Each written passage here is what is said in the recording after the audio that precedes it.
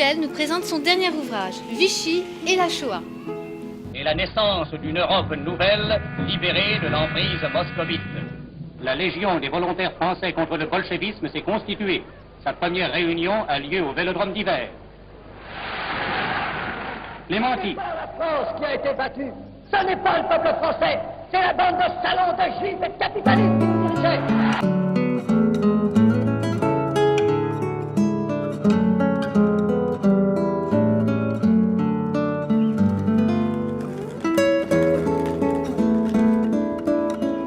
Né à Nancy en 1954, Alain Michel est tour à tour et parfois simultanément éclaireur, étudiant, historien de la Shoah, directeur pédagogique du Centre Yaïr, rabbin conservateur dans plusieurs communautés, éditeur et plus encore. Aujourd'hui, il se concentre principalement à l'étude de la Shoah. Alain Michel, d'où vient cet intérêt pour l'histoire? Je pense que j'ai été historien dès le départ, parce que j'ai la chance d'avoir un père qui aimait l'histoire. Et il y a une photo très caractéristique lorsque j'ai 8 ans dans un camping où je suis en train de lire la revue Historia. Donc ça veut dire que ça accompagnait en fait déjà mon enfance d'histoire. Voilà, jusque-là, donc la présentation que je voulais faire. Et à Paris, je voulais reprendre des études. Et c'est là que ça m'est venu tout d'un coup, pourquoi pas, comme c'était en même temps je travaillais, donc j'étais permanent aux éclaireurs israéliens de France, donc c'était une façon de faire des études, c'est pas sans trop me fouler, mais qui était relativement facile pour moi.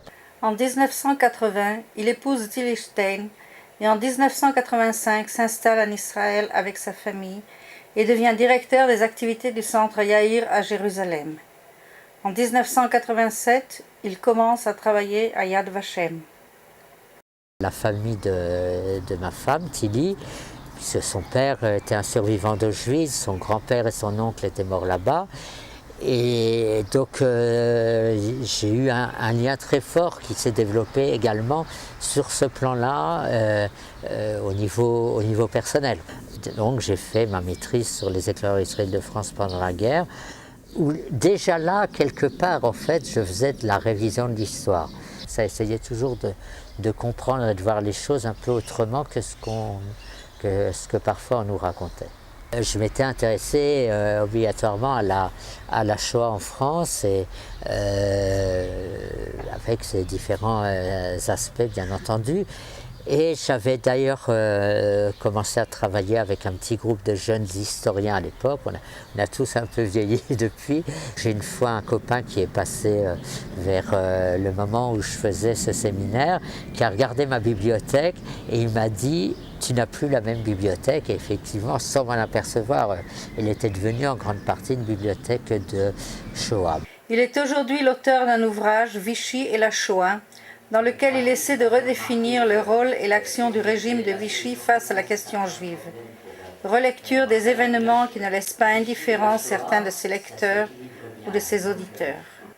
Je suis parti sur le fait que je n'étais pas satisfait de la manière dont racontait l'histoire de la Shoah en France, où j'ai vu qu'il y avait des problèmes. D'abord parce qu'il y avait des historiens qui l'avaient déjà dit, entre autres Léon Poliakov, Raoul Hilberg, Annick Riegel, que les choses avaient été sans doute moins simples. Donc ça c'est une première chose. Donc je suis parti avec une question de doute, en me disant il faut aller vérifier. Par contre, l'ampleur de ce que j'ai trouvé m'a étonné. C'est-à-dire que je ne pensais pas que je remettrais tellement de choses en cause dans la manière de regarder les choses. Encore une fois, il ne s'agit pas de nier les événements. Il est évident que Vichy a participé de manière concrète à la solution finale. La Shoah a été appliquée en France, Vichy était à la fois antisémite et complice du crime. Il y a presque 80 000 juifs de France qui ont été assassinés dans la Shoah. Tout ça, c'est des évidences. Il ne s'agit pas de remettre en cause ça, mais il s'agit de regarder la manière dont les choses se sont mises en place et qu'est-ce qui a fait que finalement, il y a eu tellement de Juifs en France qui ont été sauvés, ce qui fait de la France une exception à travers toute l'Europe, alors que c'est le lieu par essence de la collaboration. La France recueille les substantiels résultats de sa collaboration à la lutte contre le bolchevisme, reconnue ainsi par le Reich.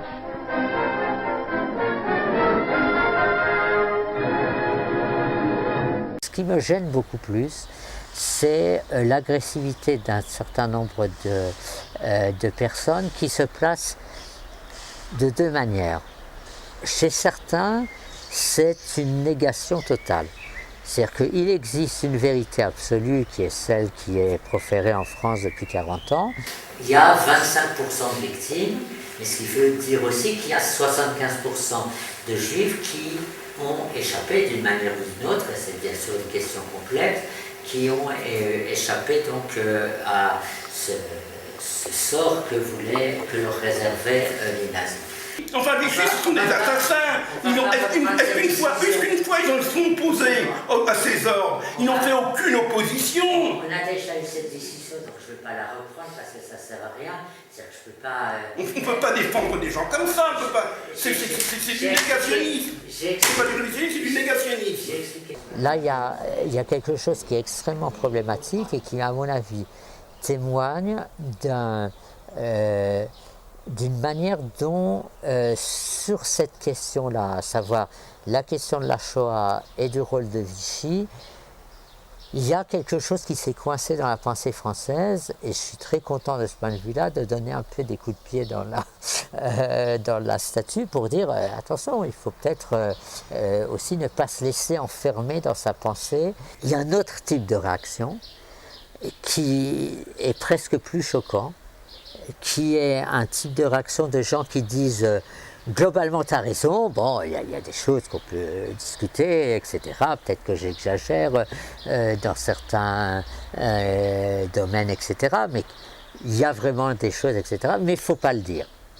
Et pourquoi il ne faut pas le dire? Parce que justement politiquement ça peut être utilisé par l'extrême droite, par des gens qui n'ont pas des bonnes intentions, etc. Et donc c'est une version un peu différente.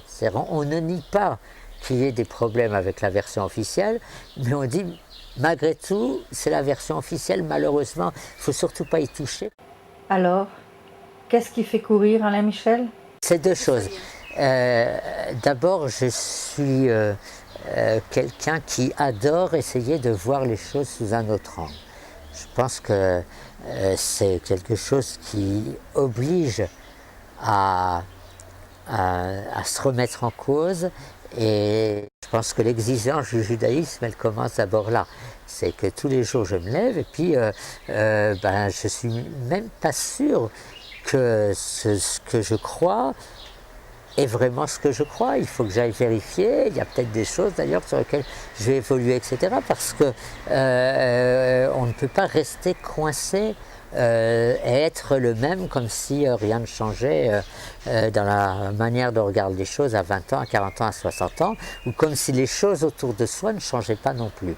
Il y a aussi effectivement, j'ai une grande passion pour dire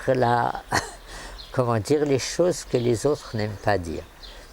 Mais lorsque je vois quelque chose qui me semble inexact, c'est important pour moi de dire j'ai l'impression qu'on s'est quelque part fourvoyé.